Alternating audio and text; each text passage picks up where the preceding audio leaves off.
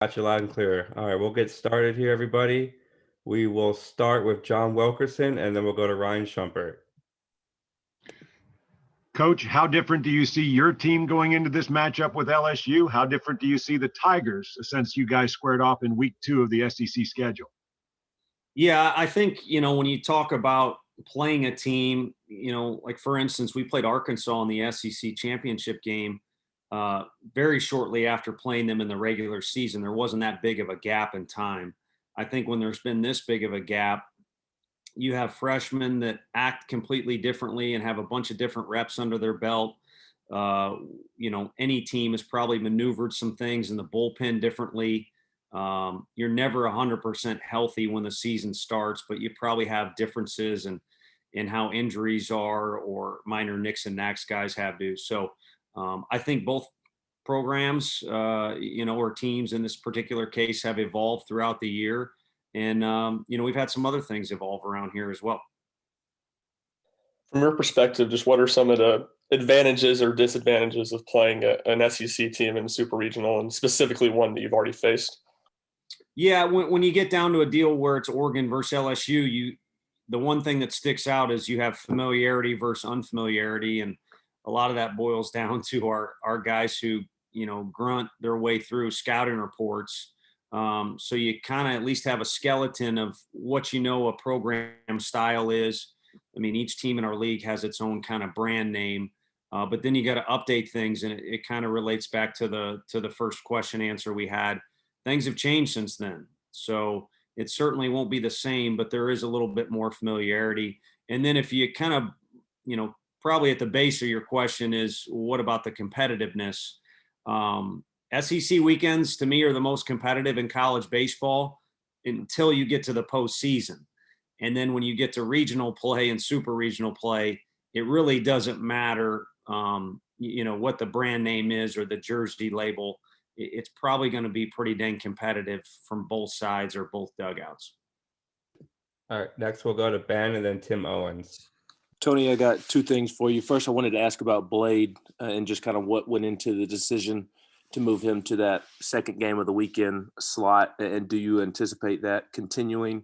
And then how much has Rod Delmonico meant to you and been kind of a shoulder to lean on as you've tried to rebuild this baseball program? Sure. With Blade, the SEC tournament, we felt like Will Heflin was in a good position to start game one. And, we ended up looking smart because our kids played so well. If he was able to throw game one, then we thought he could come back and throw on Sunday in the final, which he did. So really it kind of became every bit as much about what Will had done workload wise leading up to the regional. But then, you'd also be crazy to not comment on how Blade, again, freshmen have progressed this time of year, and they're not in school anymore, so they should feel and act like sophomores. And Blade also has a lot of talent. So a combination of how well as Blade has thrown the ball, and then also being respectful of the amount of work that Will had to put in leading up to the regional with 3 outings in about 12 days, I think it was. And then Rod's been great. It's funny you bring that up because we'd really like to have Rod throw out a first pitch this weekend. But when you have a regional on site or a super regional, you are the host site, but the NCAA is the group that's actually running it. So we don't have that availability or flexibility. But when we first got the job, the vision we had was playing a game big enough here to get Peyton Manning to throw out a first pitch, which he did, or to get Coach Delmonico to come back to the place where he had as much success as any coach that's been here. I mean, it's not enough on the wall or other, we kind of have some things around the locker room, what his accomplishments are. But he set the standard here. And so a big help from his end has just been the blueprint he left behind here. But then some text messages and phone calls have been great too. He's always very positive, but like any great coach, he kind of always has a little nugget that you can put in your back pocket as well. Tony, Paul Maneri made some comments on the radio after the first series, calling Tennessee fans downright nasty. Said the UT players were, quote, not handling things with a lot of class, quite frankly. What is your response to that? Isn't it something that you've spoken to your guys about at all? Yeah, I addressed that weekend. I mean, it's not anything I've spoken to our guys about this coming weekend. About this coming weekend, if it's anything like last weekend, make it that. So if you want to call that nasty, make it that. But I think what we got going on is our fans are trying to compete with what goes on at Baum Stadium or Alex Box Stadium or down in Starkville. For the life of me, I can't think of who played in Oxford on Monday against Mississippi, but ask those guys how that environment was down there. You can give it a lot of different names, but the bottom line is you have the most rowdy and most electric fan bases in the country are in the SEC. And our kids weren't able to play in front of that the first year and a half here. And when we talk about the program evolving, that's one thing that has changed. So if you want to rewind and go back to what happened 10, 11 weeks ago, there's always a reason someone says something. Coach Maneri's a legendary coach, so he's not just going to come out with something, out of left field. You have a smaller crowd, so you can hear exact words people are saying with those smaller COVID crowds. And you had a group of 5 or 6 guys that probably had some pops in them all over Trey Morgan at first base. And to be honest with you, if you go back and you look at those box scores, Trey Morgan's pretty good to begin with, but they might have even motivated Trey Morgan a little bit because that guy literally could not get out on our field. And then in referencing, our players as far as being classy, I think our guys have done a lot in the community to show that they've got class. The particular instance that went on there is the Tennessee resident that's on their roster, and about 3 or 4 of our guys probably had exchanged words before that moment, but there was a back and forth going on between those guys. But if you're talking about whole team, it's probably pretty evident if you go back in time, our guys have a lot of respect for LSU and the guys they competed against that particular weekend. We'll go to Rick Russo next, and then Wes Rucker after that. Hey, Tony, congratulations on the run so far.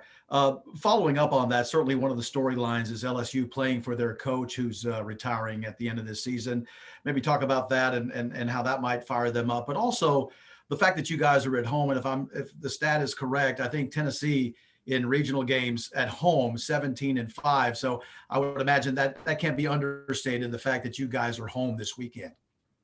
No, I think our guys feed off the crowd here. It really kind of feeds the mindset that I think is around here of, kind of knocking down the walls, literally, or just improving the program one step at a time.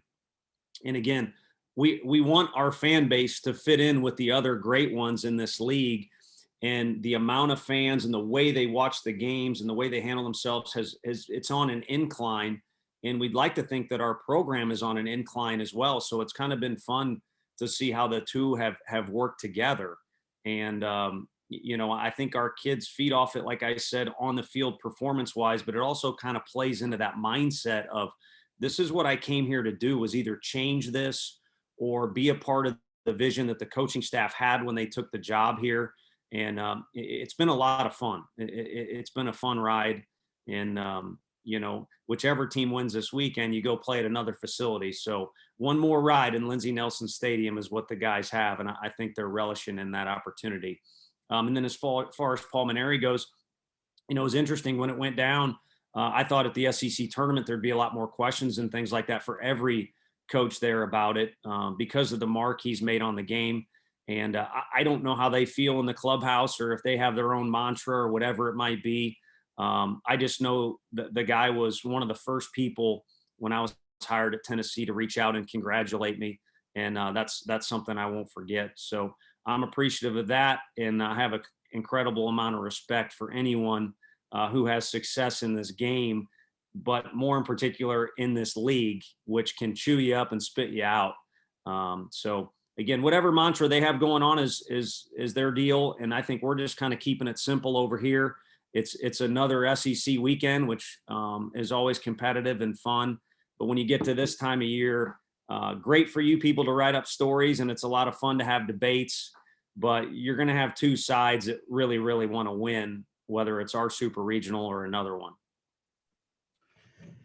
Tony, I'm wondering if, those series that y'all played this season, the one against Florida, the one against Vandy, Arkansas, the regional last weekend, do moments like that make you feel more comfortable that your guys will go out there and just play ball and maybe use the crowd for juice, but also not get completely distracted by it and not focus on the game itself? Incredibly comfortable, especially based off prior experience. I don't want to say I wasn't confident when we went to Hoover in 2019. I feel like always, if we prepare well, I feel that I'm confident regardless of what coaching staff I've been a part of. And I've been fortunate enough to be around real good players too. So if you got good athletes that are prepared, you should feel like you're set up to have success. But it was a very uneasy environment at Hoover for a group of guys who were doing something for the first time and that was kind of out of their norm. And these guys, even though there have been some things like the SEC final that maybe are their first, they've done incredibly well in those situations. And whether it's gone well or poorly, like losing a series to Vanderbilt, they've taken some nuggets in those situations and kind of put them to use. And so I think everything that's gone on this year, all the extra inning games, a lot of road games, a lot of road wins, some tough breaks, some interesting breaks in a couple situations. Again, all things that we know in our clubhouse, they've either fed off them or they've used the learning experience to have, future success. So I do think it means a lot. All right, next we'll go to Trey Wallace and then David Ubben. Hey, Tony, having I guess you could call it extra day because LSU played the other night and had to travel back. So now you guys don't play till Saturday. Is that going to, first off, how's that help your team when it comes to resting arms and then also the hitting? But also, is that going to help you make decisions on what you do with the pitching rotation this weekend? It could affect bullpen stuff. I think anytime you get an extra day as a pitcher, it's more of a positive than a negative. So really just the whole group, I think, benefits from that. The other thing is you have, obviously, starting from the top, probably out of control emotions that go on when you have a weekend like last weekend, because we didn't just win. You had to grind out a crazy game against Liberty. And then also, the first game, the way it went down, there's a lot of emotion and that can be fatiguing that goes on in that. So I think it really allows our group to kind of gather themselves and get sorted back on a lifting and throwing schedule going into the weekend. I don't know that it will drastically change any decisions we would make with who goes where. But for us, that's kind of our situation. And then, again, you always look at the opponent. Flying back from the West Coast, it's kind of the same deal. You pick a moment to start your week, and the buildup will have something to do with it. But really, it's all about when the first pitch is thrown, you're in the middle of a firefight, and you compete as best as you can, and then let the results take care of themselves. And the one thing I'll fall back on is an earlier answer. The comforting feeling for our staff is this crazy and weird group we have this year has put us in about as many different scenarios as you can envision. And I do think that helps set you up for success when you do experience all those things. Tony, after the way last season ended, what has it been like to just be able to chase this thing? It's been doubly fulfilling, if that's an accurate way to say it, but you kind of, and I think we were, especially me personally, kind of victims of this. You're almost trying to have two great seasons in one, the time of one, and you can't do that. It's kind of like a pitcher, trying to make up for a pitch he threw earlier, trying to throw two baseballs at one time. It's just not going to work out. But as we did kind of get sorted and get into a routine and we're able to kind of navigate through all the COVID stuff, we found our rhythm a little bit. And, not only were we winning games earlier prior to finding our rhythm, we then started to play better baseball. And so it became more fun. And I think when you look back on how that went down, last year, the frustration is kind of similar to that week leading up to that Wright State game. You work so hard and you have a strong vision, and now all of a sudden somebody wants to tell you there's some controversy behind it, or it's not going to go the way that you wanted it to. You battle on, and then when you do have success, again, there's that outpouring of emotion where it kind of means almost a little bit more.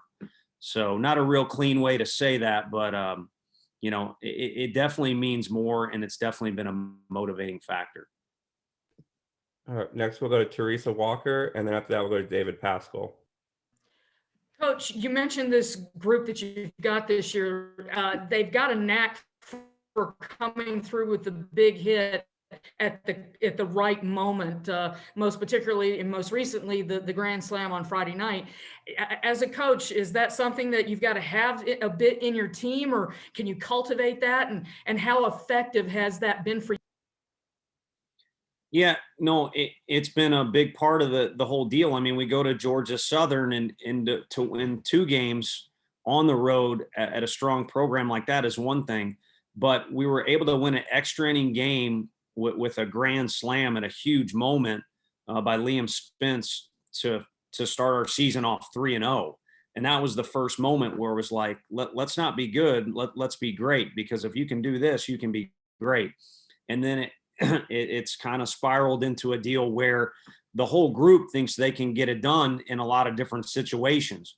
And what you see as an individual on any particular day, maybe be the guy or is the one selected to do an interview or had a big hit, but they all seem to be candidates because they all feel just as strongly, the guys in the dugout and the guys on the field, that they can kind of plow through any obstacle and find a way to get it done. And I wish you could cultivate it to the extent that it's arrived this year. I mean, we certainly try and do things to make our team tougher or to think they can get through adverse circumstances, but I just think it's a group thing. They have a little thing about them about finding a way, and sometimes it's not very pretty. Sometimes it is. Sometimes they get overly excited when they do it, which I think they've deserved the right to act that way if something goes well. But however it happens, it's kind of been a find a way group. And I wish I could coach it or go give a speech on it. I'd probably make some money off that deal. But it's kind of been their little deal that they've created. Tony, this is kind of a follow-up to that. Given the number of walk-offs you've had and how every home run now kind of gains in magnitude, do you limit at all home run celebrations for your players, or do you just let them go? Because you obviously coach with a lot of emotion. Yeah. And I mean, I come from a family where my dad was, put your head down and run and don't celebrate, and blue collar and just outwork everybody. But I think it served me well, and I'd like to think that's who I am deep down, but also things have changed a little bit. And, my initial or younger reaction to Jose Batista throwing his bat dang near in the other team's dugout is that ain't right. And somebody needs to punch that guy, which actually happened. But the other thing is, dude, as far as he hit that ball in that situation, if you can do that, there's only a few people on the planet, you need to celebrate it. And, I don't encourage it. I don't remember a time where I yelled at a guy for doing something too crazy. I guess I have yelled at a couple guys to run down the line, but these kids have earned the right to be who they are. And I think that's why they've kind of created their own little thing. I don't know what the daddy hat is. I honestly have no idea what that is, but we have very high standards, like all the other teams in our league, in the classroom, how they act off the field, how they are as teammates, picking up trash, just little things. And if you check all those boxes, then you get a little bit of latitude from our staff to be who you are. So that's kind of how I feel about it. And if anything, I do remember Zach Daniels. He sent me a great message. I like bringing him up because he's such a loved kid around here. He's a draft pick last year. He was a kid who could hit a ball 5 miles, but he always kind of didn't want to rock the boat a little bit. And part of the deal is to be the best version of you, which Zach became when he was here. Hey man, if you hit it 500 feet, you might want to watch it for a second or smile when you're circling around the bases, because there's not that many people that can do that. And I never really had that attitude as a player, and I wish I could go back in time and have the deal where if Alex Bregman is on your team, you love him, and if he's not, you absolutely hate him. And if Drew Gilbert is on your team, you would do anything to go into battle with that guy and do anything for him in battle. And if you're in the other dugout, you probably don't like the guy. All right, we got time for two more guys. We'll go to Travis Brown, and then we'll finish with Dan Harrelson. Hey, Coach, apologize for one a little bit out of left field, but with Jim Schlosser getting named to the A&M job today, curious on your thoughts on what he'll bring to the program in College Station and to the conference, and then if there are any lessons or part of what you are as a coach that you can remember you learned from Coach Schlosser or your time at TCU. Yeah, not being on social media has its benefits and then also not benefits. I had no idea about that till about an hour and a half ago. Someone texted something about it. So, Coach Childress was a guy that I had a lot of respect for as a player. I knew I wanted to coach, and, he was kind of one of those guys I would study a little bit. So I'm sure what he's left behind is pretty strong, as are all the other programs in the league. But whoever gets a job, like Coach Schlossnagle will go there, put his own spin on it. And every team is going to be good in the league. And every year the league is going to be really, really tough. And then when I was down there, probably the best thing that happened to me was I met Josh Elander. He was a guy who had that kind of the Kobe Bryant thing for a coach is the dream. Your best player is your best worker. And, he was certainly our most talented offensive player. And he would also wear me out. We'd have to go to the cage every Thursday and be not just for a little bit, we're talking 60 to 90 minutes. And one of those things, that back and forth and getting to know him, is what made our relationship of kind of working with hitters and then eventually working together and trusting him with our recruiting. It all kind of stemmed back to those days. So that's the thing I take the most from that time down there. Thanks, Coach. Yeah. Coach, I wanted to ask you about player development in relation to the Cape Cod League. I believe you have Drew Gilbert and Jordan Beck on roster as soon as this postseason run ends that will be playing in that. And speaking of one of the coaches in your past, Tim Jameson, that you played for and coached for at Missouri, he mentioned this week it's having players play in the Cape Cod League is huge for competition and just to continue to develop when they do come back for that next season. Just talk about the Cape Cod League and players just getting better from that. Yeah, and I need to reach out to Coach Jay. I'm glad you reminded me. He's an incredible human being, and I owe a lot to him. And I think he's accurate with that statement, because it's one of the things we preach to families about the SEC. Come find out what you can do against the best. And because the Cape Cod has a tradition, and also it's where scouts will flock to and some other things in its favor, you get a strong group of players up there. Now, there's some other leagues too, all the way out to the West Coast, that have done a really good job. And there's so many options now for these guys. But that one it's an exclusive club to an extent. And I think the summer is an important time for these kids to go out and play in general. And just when it's good competition, it makes it better. But going back to what I was kind of talking about, it's a time where there's not so much pressure. I mean, these kids, again, I'm trying to tell you earlier, we want our guys to be comfortable in their own skin and be who they are. And if it's something out of line, we think we can correct their behavior. But there's a lot of pressure on them in this deal. Like, if I don't play well, maybe I won't get another at bat or pitch again. And if again, the SEC fans are into this thing. If we don't win, maybe on my Twitter, someone will be mad at me. I didn't do this or that. In the summer, it's a little bit more relaxed, and the kids can experiment. They can kind of pick their teammates' brains that come from other programs. And it's really a time when guys blossom. And speaking of Coach Jameson, I mean, we were able to be around Max Scherzer. I mean, we like to take credit for what Max did, but Max did what Max did. And a huge step for it was in the summer after his freshman year is when he kind of made the jump of being the start of being who he's become. Thanks, Coach. Appreciate your time. Yeah, you bet. Thank you, guys. Have a great week.